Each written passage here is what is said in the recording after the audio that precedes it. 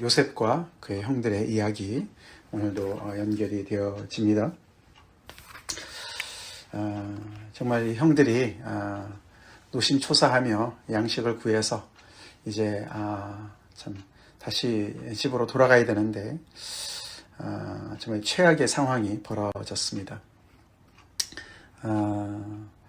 어떤 경로에서든지 결국 은잔이 베냐민의 그 곡식 자루에서 발견되었고 이제 이 나라의 총리가 그것을 훔친 자만 남고 다 양식을 가지고 가라 이렇게 얘기를 했습니다. 정말 벌어질 수 있는 최악의 상황이 현실화되었어요. 그래서 지금 이 형들은 다시금 돌아와서 이 상황을 어떻게 이제 해결을 해야 되는 상황 아닙니까? 만일 과거 같았다면 그냥 나 몰라라 그러고 베냐민을 내버려두고 갔었을 것 같은데 이제 세월도 많이 흘렀고 오늘 본문도 그렇지 않은 그들의 모습을 보여줍니다. 사실 억울한 일 아닙니까? 그렇죠? 은잔을 훔치지 않았는데 이렇게 이제 훔친 것으로 지금 억울한 일을 당했는데 그러면 제일 처음에 우리 짓이 아니다, 우리가 하지 않았다 그렇게 자기들의 결백을 주장할 것 같은데 그렇죠? 그 얘기는 지금 하지 않습니다. 어차피 이렇게 상황이 몰렸기 때문에 그렇게 얘기를 해도 믿지 않을 것 같으니까 그런 생각이 있었을 것 같기도 하고 더 나아가서는 이런 전체적인 상황이 계속해서 마음에 너무나 걸렸을 것 같아요. 그렇죠? 그렇지 않아도 처음 왔을 때도 자기들이 이렇게 억울한 그런 누명을 쓰고 이제 한 사람은 남고 가서 동생을 데려가라 막 이랬을 때 말이죠. 그들이 갑작스럽게 옛날에 그 동생에게 못된 짓을 한 것이 막 떠오르고 막 그러지 않았습니까? 전체적으로 봤을 때 형들은 굉장히 불안하고 과도한 반응을 보이는 것을 볼 수가 있어요. 죄짓고는 못 사는 것이죠. 어쩌면 이들은 처음부터 이 애굽을 방문했을 때 우리가 애굽으로 가는 상인들한테 동생을 팔았는데 이 애굽 어딘가에 동생이 살고 있을 텐데 그의 생사에 대해서 궁금했을 것 같아요. 그렇죠? 뭐 찾아보려고까지는 아니었을지 몰라도 그 땅에 들어오는 것조차가 굉장히 불편하고 옛날에 그런 어떤 자기들이 묻어뒀던 그런 그 악행이 생각나는 그런 상황이었는데 이렇게 예상치 못한 일들이 자꾸 벌어지니까 점점 더 계속 그들은 그 과거의 일로 계속 돌아갑니다. 그렇죠? 거기에 묶여 있습니다. 그래서 그들은 자유롭지 못합니다. 그래서 이렇게 은잔의 문제를 또 파헤치려고 하지도 않는 것 같아요. 그렇죠? 그러면 이제 우리가 왜 이 동생을 놔두고 갈 수 없는지를 설명하면서 애원을 하는 것 정도로 이제 예상을 해볼 수가 있어요. 그렇죠? 다른 방법이 없잖아요. 그렇죠? 예, 그런 이제 형들의 상태를 우리가 보게 되고 한편으로 또 요셉은 왜 이렇게 상황을 극적으로 몰아갈까? 그런 생각도 듭니다. 그렇죠? 결국 이제 다 이렇게 짜놓은 각본에 따라서 형들을 결국은 이제 올무에 건 거 아닙니까? 굉장히 어떻게 보면은 참 냉정할 것을 넘어서서 정말 이렇게 좀 잔인한 모습이 보이지 않습니까? 과거에 자기한테 이렇게 못된 짓을 한 형들한테 뭔가 되갚아 주려고 하는 것 같은 그런 모습도 보이지 않습니까? 결국 이제 이렇게 극적인 상황으로 몰아가면서 이제 결국은 이 형들의 어떤 그 현재 모습을 보게 돼요. 그렇죠? 그래서 결국 이렇게 막 그 압력이 가해지니까 거기서 튀어나오는 게 보이는데 거기에서 형들의 진심이 보여집니다. 특별히 오늘 본문은 그 형들 중에서도 유다가 대표로 그들의 마음을 대변하는 것을 이제 보게 되는 것이죠. 요셉은 뭔가를 확인하려고 했던 것 같습니다. 그렇죠?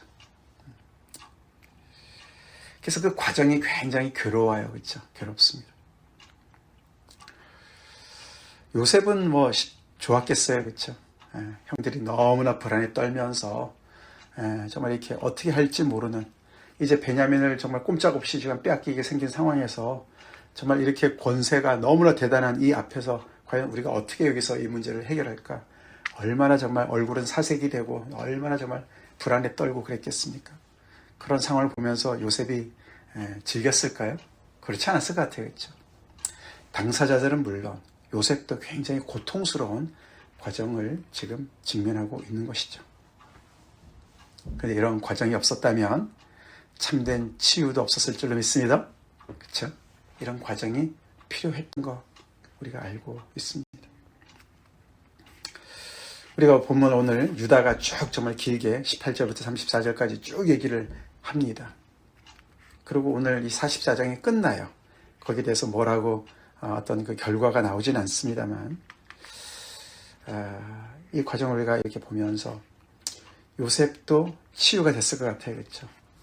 요셉은 참 궁금했을 것 같습니다. 성경은 뭐 그런 쪽에 심리적인 얘기는 많이 하지 않지만,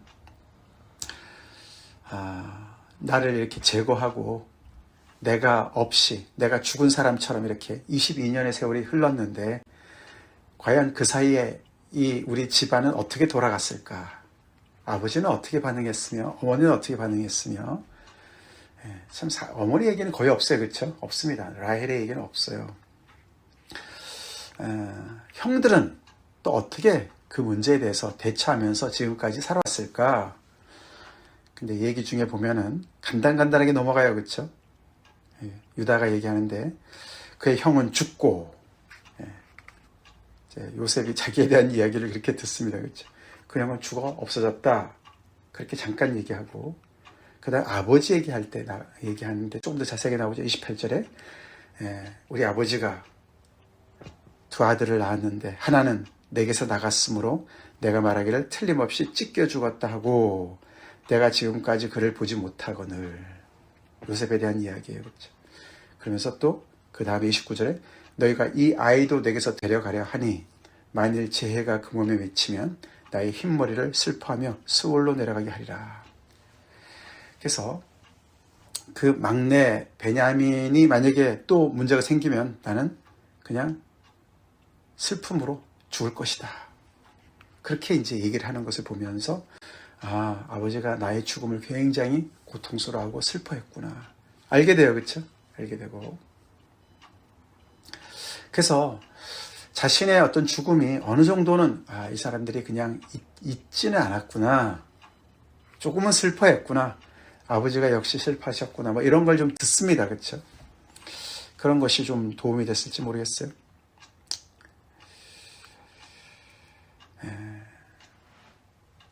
근데 사실 그 이상을 그는 듣게 됐죠. 옛날하고는 굉장히 다른 모습을 유다가 보여주고 있습니다. 아까 말씀드린 대로 그냥 각자 사는 거 아니냐, 뭐 베냐민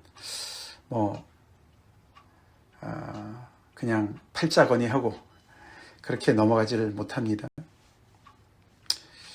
사실 이제 바로 이 장면 전에 식사할 때도 그 요셉은 어쩌면 일부러 베냐민을 계속 이렇게 부각을 시켰던 것 같아요. 그렇죠? 동생을 데려오라 그랬고, 또 동생한테 이렇게 그 식사할 때 5배나 막 주고 말이죠. 이렇게 막 더 대우를 해주지 않습니까? 그리고 그 동생한테 아이야 하나님의 은총을 받아라 뭐 이렇게 축복도 해주고 말이죠. 사실 이 형들이 요셉을 팔아넘긴 거는 시기 때문에 글쎄 시기심이에요. 그렇죠? 아버지의 편애를 받는 것 때문에. 그래서 어쩌면 요셉이 이 베냐민이 또 이렇게 편애를 받는, 이렇게 정말 그 형들 중에서도 특별 대우를 받는 것을 연출하면서 어떤 그런 시기심을 자극했는지도 모르겠어요. 그렇죠? 똑같은 상황을 나름대로 만들어 보려고 했던 것 같습니다. 그래서 여전히 형들이 이 막내 베냐민을 시기하고 있고 자기를 시기했던 것처럼, 그래서 그냥 어차피 아버지도 그렇게 아들 너무나 그 베냐민만 그냥 애지중지하고 또 여기 오니까 또 그러는데 그냥 이참에 그냥 제거해버리자, 뭐 이런 옛날 마음으로 충분히 할 수도 있지 않을까, 이런 상상했는지도 모르겠어요. 근데 유다가 보여주는 내용은 그런 시기심은 찾아볼 수도 없고, 유다가 자초지종을 쫙 얘기를 하면서 결국에는 그가 얘기하는 게 뭡니까? 우리는 절대로 이 아이를 여기다 놓고 갈 수가 없습니다. 그 얘기예요. 그렇죠? 이유인즉슨 아버지의 생명이 이 아이의 생명과 하나로 묶여 있습니다. 30절에 나오죠. 그래서 우리가 데려오는 것도 어려웠고 데려올 때도 아버지를 너무나 설득을 했고 결국 이 아이에게 문제가 있으면 내가 대신하겠습니다. 그렇게 내가 아이를 대신 담보로 내가 내 생명을 담보로 맡기고 데리고 온 아이이기 때문에 이 아이는 가야 되고 제가 그 자리를 대신해야 됩니다. 라고 호소하는 거예요. 요셉은 아마 깜짝 놀랐을지 모르겠어요. 그렇죠? 자기가 대신하길 정도로 그렇게 이 동생을 살리고자 하는 그 유다의 그 진심을 여기서 보게 되는 겁니다. 총대를 매는 유다를 보게 됩니다. 자기를 팔 때는 앞장서서 팔아넘기자 이렇게 했던 게 유다 아닙니까? 그렇죠? 근데 오늘은 완전히 다른 모습입니다. 자기가 대신 그 죄악을 담당할 테니까 자기를 종 삼고 이 아이만은 보내주세요. 그렇게 간절히 얘기를 합니다. 33절이죠. 이제 주의 종으로 이 아이를 대신하여 머물러 있어 내 주의 종이 되게 하시고 그 아이는 그의 형제들과 함께 올려 보내소서. 딴 사람이 됐어요. 딴 사람이 됐어요. 이 이야기를 들으면서 요셉은 또 치유가 됐을 것 같지 않습니까? 그렇죠? 자기의 이 부재, 자기의 죽은 거나 마찬가지니까 자기를 제거한 이 가정사가 어떻게 돌아갔나. 그냥 없는 셈 치고 살 수가 없었어요. 그렇죠? 그 22년의 세월 동안 이 형이 변했어요. 유다가 왜 이렇게 많이 변했을까? 유다를 보면은 적어도 지금 세 가지가 보입니다. 아버지의 슬픔을 정말로 이해를 합니다. 그렇죠? 그래서 이 아이가 안 가면은 아버지가 결국은 슬픔 중에 돌아가실 거라고 얘기를 합니다. 그래서 아버지의 슬픔을 이해하는 아들이 되었습니다. 22년 전에 그걸 몰랐을까요? 그렇죠? 그냥 시기심이 더 컸나 보죠. 그리고 오늘 보니까 형으로서 책임 있는 행동을 해요. 그렇죠? 동생을 보살필 줄 알아요. 돌볼 줄 알아요. 보호할 줄 알아요. 그래서 자기를 해서라도 동생을 지키려고 하는 그런 모습을 보여줍니다. 무엇이 유다를 이렇게 변하게 했을까? 성경에는 그런 별반 다른 설명은 없습니다만 우리가 충분히 유추해 볼 수가 있어요. 그렇죠? 가장 큰 거는 아무래도 그가 22년간 지고 왔던 죄책감이었지 않았을까. 그렇죠? 얼마나 땅을 치고 후회했을까. 그렇죠? 아버지가 특별히 얼마나 괴로워하는 걸 보면서 그 죄책감이 떠나질 않았어요. 그거는 유다뿐만 아니었습니다. 그렇죠? 형들이 아까도 말씀드렸지만 무슨 예상치 못한 일이 이 애굽에서 벌어지면 벌어질수록 그들은 너무나 불안에 떨면서 계속해서 그 동생에게 요셉에게 못된 짓 했던 그것이 떠오르는 겁니다. 그렇죠? 그래서 하나님께서 우리의 죄악을 찾아냈다 이런 얘기를 하지 않습니까? 그 죄책감 그것이 굉장히 한몫을 했을 것 같고 그리고 또 아버지의 슬픔을 옆에서 보면서 더욱더 괴로웠을 것 같아요. 그렇죠? 자기들이 생각하는 동생과 아버지가 생각하는 동생 정말 다른 것을 그 무게감을 다른 것을 보면서 많이 후회했을 것 같지 않습니까? 그런 세월이 22년을 지나갔어요. 그리고 무엇보다도 결정적인 사건은 우리가 성경에서 찾아볼 때 38장의 유다 이야기가 잠깐 나왔어요. 그렇죠? 37장부터 요셉의 이야기가 시작됐지만 그 38장이 완전히 서로가 연결이 별로 안 되는 것 같은 독립된 그런 장이 하나 나오는데 그게 유다 이야기예요. 그렇죠? 거기 보면은 유다가 결혼을 해서 아이를 낳습니다. 그렇죠?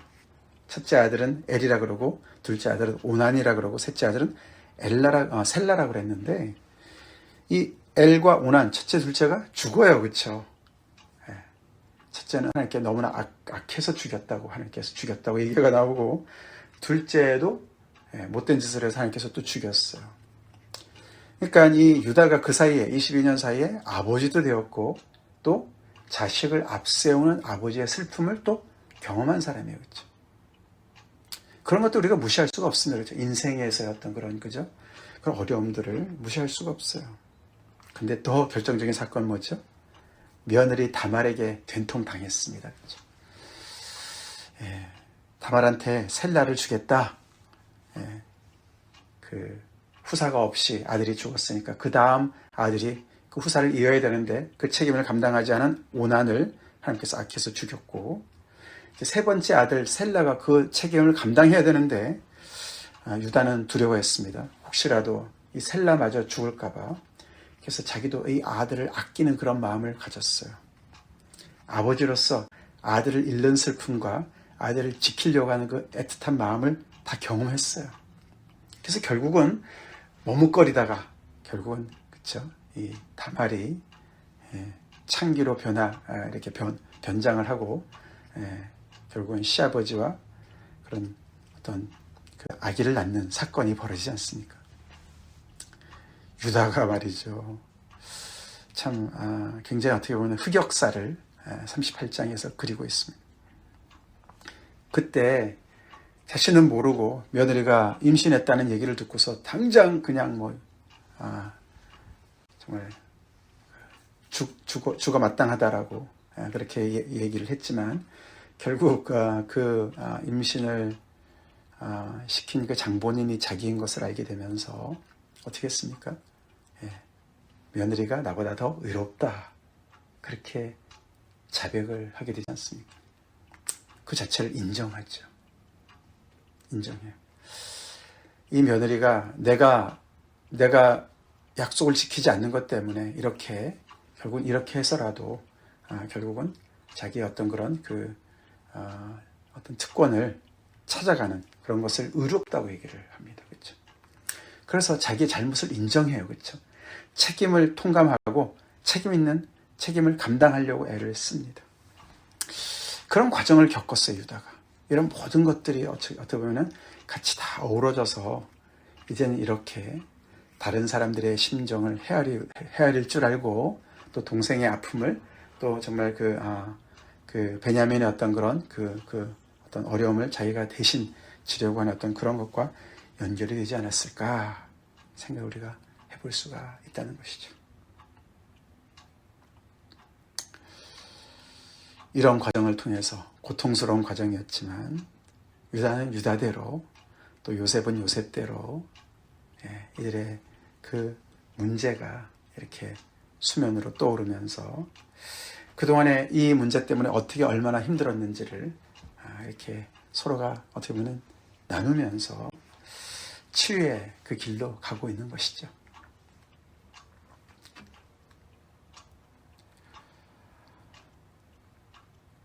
참 이런 과정을 우리가 보면은 이 모든 것은 사실 요셉의 각본으로 지금 이렇게 진행이 되고 있지만 더 큰 틀에서 보면은 결국은 정말 우리가 하나님께서 우리에게도 회개를 촉구하시는 이유는 지금 요셉이 이 형들에게 어떻게 보면 회개를 촉구하는 거나 마찬가지 아니겠습니까? 그렇죠? 그런 거랑 연결을 시켜볼 때 결국은 요셉이 형들을 위해서 하는 거와 마찬가지로 하나님이 우리를 위해서 그러신 줄로 믿습니다. 죄를 토설하라고 말씀하시는 이유는 우리를 괴롭게 하려고 하는 게 목적이 아니라 우리로 하여금 정말 우리를 괴롭히는 그 죄 문제를 빨리 토해내라고, 그리고 건강하게 정말 살으라고 말씀하시는 줄 믿습니다. 우리가 시편 32편이 특별히 그 대표적인 내용 아닙니까? 내가 입을 열지 아니할 때에 종일 신음함으로 내 뼈가 쇠하였도다. 주의 손이 주야로 나를 누르시오니 내 진액이 빠져서 여름 가뭄에 마름같이 되었나이다. 이 시편 기자가 하나님 앞에 뭔가를 이렇게 정말 토설하지 않는 그런 어떤 그 죄악이 있었던 것 같죠. 그래서 하나님께서 계속 압력을 가하시는 거예요, 그렇죠? 괴롭힘을 주는 거예요. 지금 요셉이 형들한테 막 이렇게 코너로 몰듯이. 그래서 자기가 입을 열지 않는 거예요, 그렇죠? 자존심도 있고 막 버티는데 내가 종일 이제 근데 그것 때문에 내가 아주 너무너무 힘든 거죠. 신음으로 또 뼈가 쇠잔하는 것 같이 그렇게 너무너무 그렇게 괴로운 거예요. 하나님께서 이렇게 계속 그렇게 나를 압력을 가하시니까, 주야로 나를 주의 손에 누르시니까 내 진액이 빠진다. 내 생명이 빠져나가는 것 같다. 손에는 나만 손해요, 그렇죠? 그래서 여름 가뭄에 마름같이 되었다. 참 기가 막힌 표현이에요, 그렇죠? 그런 걸 경험해 보신 적 있으세요? 그랬는데 그 32편 5절에 내가 이르기를 내 허물을 여호와께 자복하리라 하고 주께 내 죄를 아뢰고 내 죄악을 숨기지 아니하였더니 곧 주께서 내 죄악을 사하셨나이다. 할렐루야. 두려워서인지 자존심 때문인지 죄악을 계속 토설하지 않고 끝까지 버텼는데 결국은 이렇게 너무나 진액이 마르는 그런 고통 가운데 있다가 결국에는 허물을 자복했습니다. 죄악을 숨기지 않았습니다. 그랬더니 곧장 주께서 내 죄악을 사해 주셨다. 진작 할 걸. 그런 얘기 아닙니까? 그렇죠? 주님께서는 그렇게 나를 짓누르신 이유가 용서해 주시려고. 아멘? 용서해 주시려고 하신 거예요. 결국 유다가 이렇게 정말 이렇게 동생을 팔아넘긴 그 얘기는 못하지만 결국은 자기가 이 모든 것을 감당하겠습니다. 내가 죽겠습니다. 마치 그런 얘기를 하는 거나 마찬가지인데 그렇게 결국은 함으로 인해서 죄를 토설하는 것은 아니지만 그런 거가 연결시켜 볼 수가 있죠. 그래서 결국은 우리가 내일 본문이지만 요셉이 결국은 이런 장면을 목격하면서 자신의 정체를 드러내지 않습니까? 드러냅니다. 만약에 안 그랬다면 요셉이 끝까지 더 뭔가 일을 했겠죠. 그래서 우리 죄악을 토설하고 하나님께 죄사함을 받는 은혜를 누립시다. 시편 32편 1절 2절이 이렇게 얘기하죠. 허물의 사함을 받고 자신의 죄가 가려진 자는 복이 있도다. 할렐루야. 그렇죠? 우리가 잘못할 수 있죠. 하나님 앞에도 그렇고 서로 간에도 그렇죠. 근데 그런 그 해결되지 않은 그 문제를 가지고 계속 버팅기지 말고 해결합시다. 해결합시다. 서로가 죄를 자백함으로 서로가 용서하고 서로가 관계를 회복하고 건강하게 살아가야 되는 것이죠. 하나님과의 관계도 그렇고 서로가도 그렇습니다. 그래서 허물의 사함을 받고 자신의 죄가 가려진 자는 복이 있다라고 얘기를 하는 것이죠. 이것은 토설을 전제하는 것이죠. 회개를 전제하는 것이죠. 자백하는 것을 전제하는 것이죠. 마음에 간사함이 없고 여호와께 정죄를 당하지 아니하는 자는 복이 있도다. 하나님께서는 이미 용서하실 준비를 하시고 기다리고 계시는 것을 우리가 알고 버팅기지 말자는 것을 얘기합니다.